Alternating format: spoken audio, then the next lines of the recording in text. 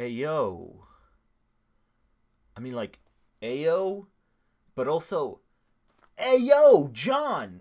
What are we doing? Die, die, die, die, die, die. Hey guys, how's it going and welcome back to another video. And in today's video, we're doing a review for Falcon and the Winter Soldier episode 4 because whew, is it hot in here? Because that episode was absolute flames. So I think that goes without saying, today's review is spoiler filled. So if you haven't seen this episode, turn, this video off, go watch the episode, and then come back and, yeah, we'll talk about it. And also, this is not going to be a play-by-play of everything in this episode. I'm just going to be giving you my thoughts on some of the things that I liked, because I liked a lot of things in this episode.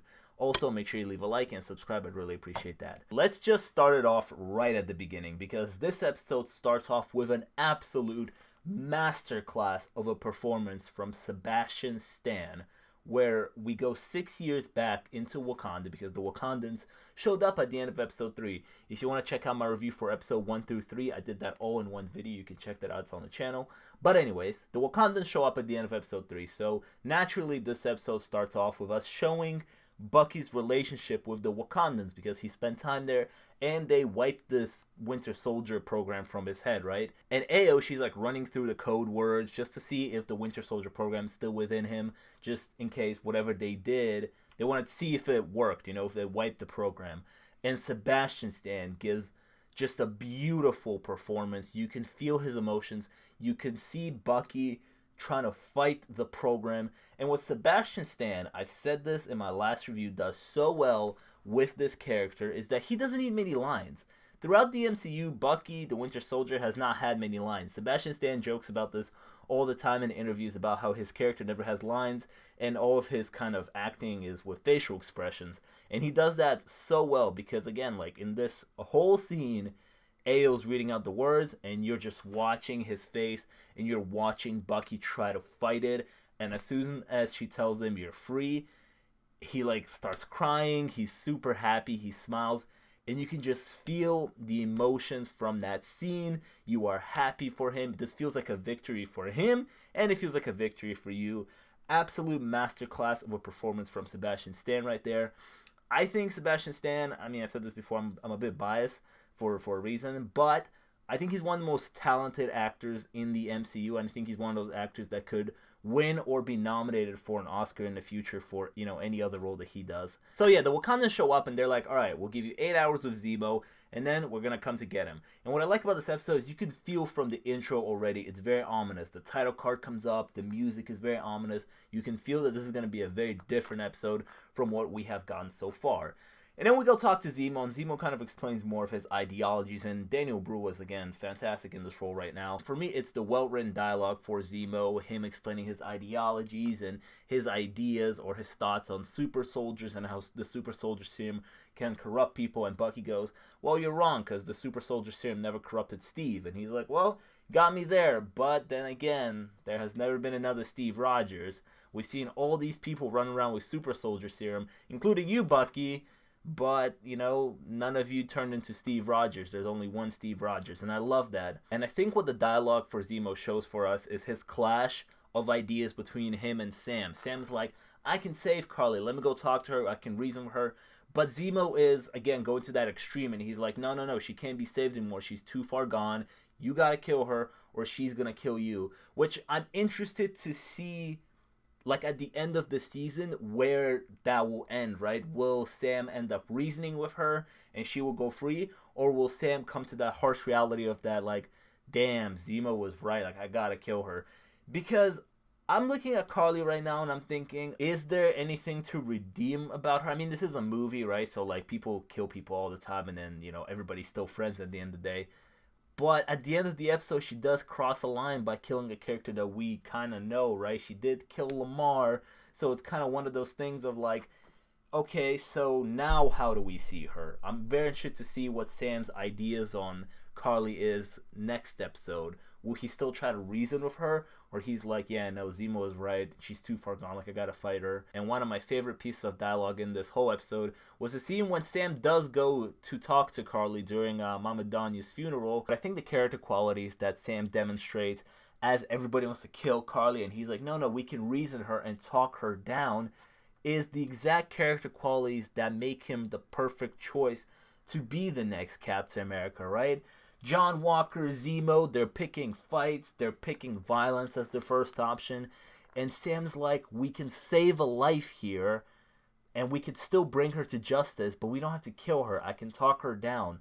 And when he's talking to Carly and he's trying to reason with her, these are the scenes that are showing us that Sam Wilson deserves that shield and that he should be the Captain America and not John Walker. I mean, what John Walker does next in this episode is fucking nuts. So the Flag Smashers' idea is that they're going to separate the three. They're going to separate Sam and Bucky from John Walker because John Walker is like a regular human. And they're like, we can take him on, so we're going to try to kill him, right? And Lamar and John Walker kind of walk into a trap there. But what ends up happening, Bucky and Sam find out, right? So they all join the fight and they're all fighting the Flag Smashers. And Carly's about to stab John Walker. But Lamar shows out of nowhere and kind of just tackles her. And then Carly just goes boom right into his chest. He goes flying back into a pillar. Neck snapped, head broken. He's dead. Like, he has to be dead. Please, Marvel. Please, please, please, please, please. Don't do that thing where in the next episode he wakes up from like a coma. Please. Just, he's dead. It's so much more impactful if he's dead. He's dead, and John Walker snaps. Now, what this episode does so great is that there's a lot of things in this episode that lead up to him snapping completely. I'm going to play devil's advocate for a second because a lot of people have been crapping on John Walker. Rightfully so, right? I hate him because he's not Steve Rogers. He's not my Captain America. But there was a scene where I did feel bad for him, and that's when he gets his ass handed to him by the Dora Milaje. Which, I mean, rightfully so, right? He was being a dick, but, like, you know, people are dicks sometimes. It is what it is. He didn't do anything wrong. He was just being a dick, and they kicked his ass. Rightfully so, right? Put him in his place, humbled him. But the scene where he gets the shield from the Dora Milaje to give it back to him after kicking his ass, and he looks at it, and he goes, they weren't even super soldiers. I honestly felt bad for him in that moment. I think the pressure of being the new Captain America is absolutely crushing John Walker. And you can see that in like the second episode, you know, when he first gets introduced and he's just telling people how everybody's expecting him to be the something and he doesn't know if he could live up to it on like a different scale than Sam is because, you know, John Walker is actually now in this position. And he's trying his best, but, like, he's a human and he can't keep up with these super soldiers. Every single fight that he's in, he gets his ass beaten. Nobody respects him. People are spitting in his face. Bucky and Sam don't take him seriously. And he's literally just trying his best. And what I noticed, actually, I've seen this episode a few times over the weekend now with a few different friends. And what I noticed is in that one scene where he's waiting for Sam. Sam's talking to Carly, and, you know, John is, like, tweaking. He's, like, sitting with Zemo and Bucky, and they're all waiting, but John's like stressing out for some reason. And when I notice he's looking at the shield, and then he picks up his head and he realizes something. And I think what he realizes as he's looking at the shield, he looks at it and he's like, I'm Captain America. Like, why is Sam doing? I gotta get something done here because I have gotten nothing done. I have accomplished nothing so far as Captain America.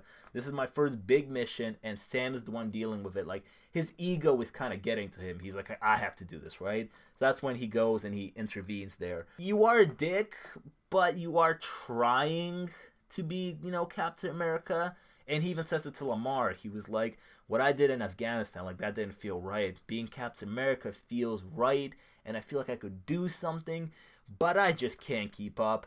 But what's great about this episode is that he gets an opportunity to keep up. After Zemo finds all the vials and he starts destroying them, John Walker, first of all, throws that shield at him, should have decapitated Zemo if it was realistic.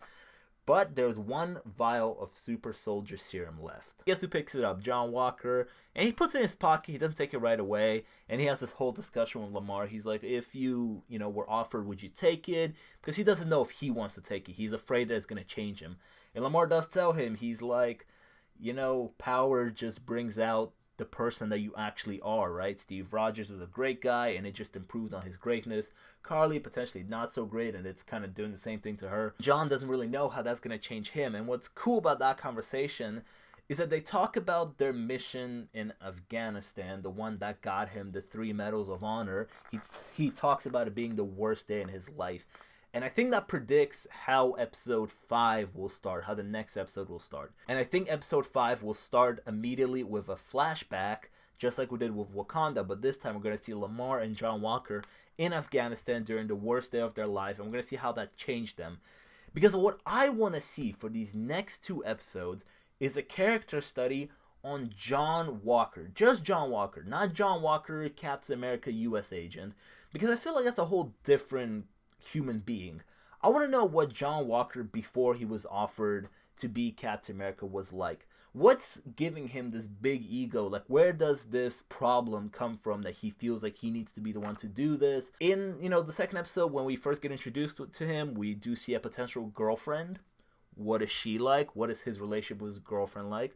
We saw his relationship with Lamar for a little bit. But, what kind of guy is John Walker, and what drove him to... What kind of personality does he have outside of being U.S. Agent Captain America?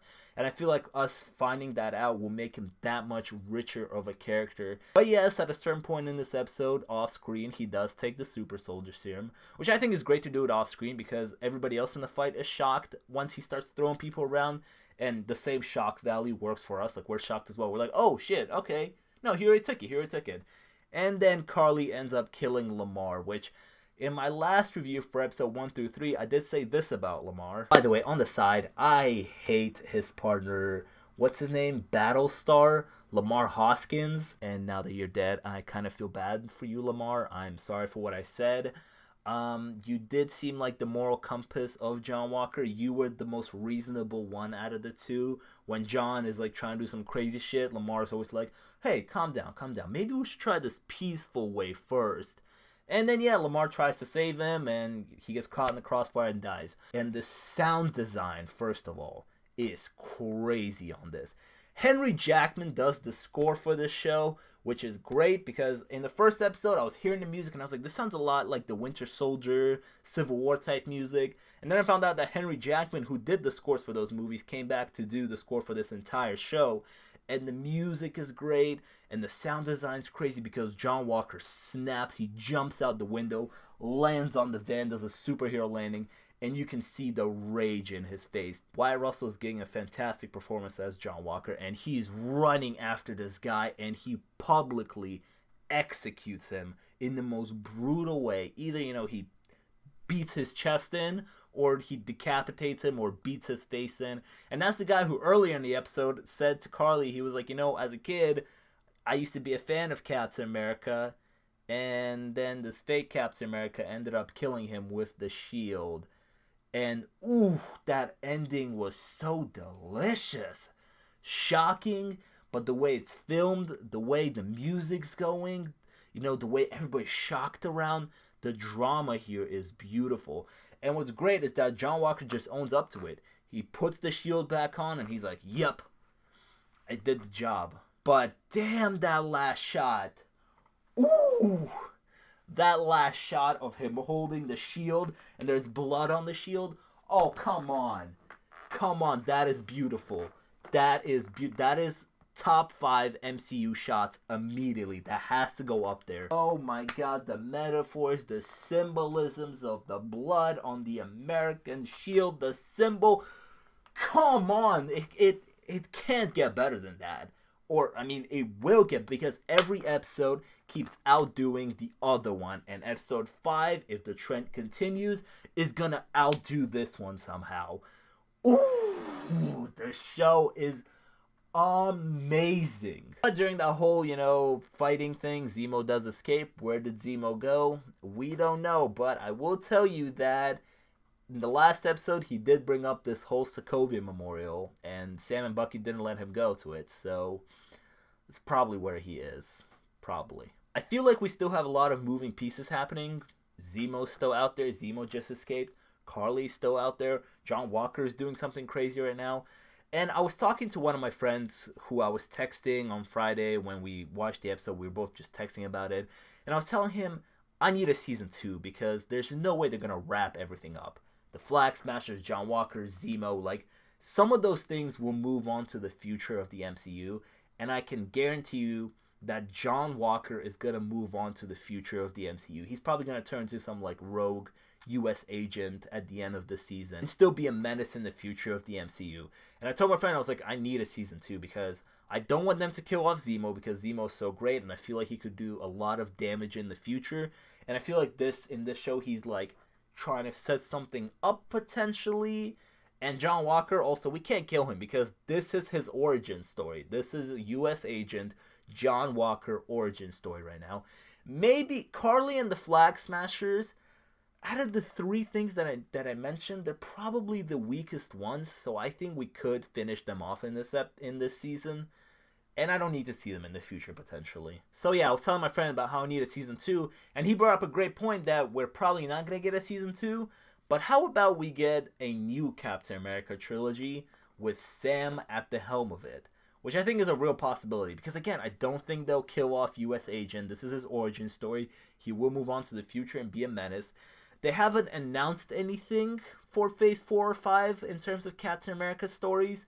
But I can definitely see us have big screen stories that grow from this show. My only concern is that I need Bucky to be there as well. If we're going to have Sam there, I need Bucky. I need the Falcon or the new Captain America, whichever one you want to call it. If you want to call it Captain America and the Winter Soldier, I need that to be a movie. I need both of them. Because for me, what's really working in the show and what sold me on this show from day one was both of them, the duo.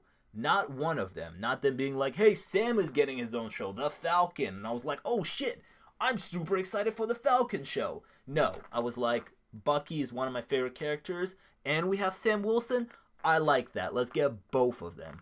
So in terms of movies, I need both of them to be in it. I need this to be a duo movie going to the future. And I think if Marvel was smart, they wouldn't be isolating these two because everybody loves this duo. And I think they could do some big things on the big screen, no pun intended. But again, please don't separate them if we're doing a whole new Captain America trilogy, because what's working for me a lot here is the dynamic and the chemistry between Anthony Mackie and Sebastian Stan. So yeah, we have 2 episodes left. Let me know down in the comments some of your predictions for where the show is gonna head in these next 2 episodes. What did you think of episode 4, that crazy ending? Do you have any sympathy for John Walker? Do you think he did the right thing? I saw some people online say, yeah, he did the right thing. I mean, his best friend was just killed. I would do the same thing.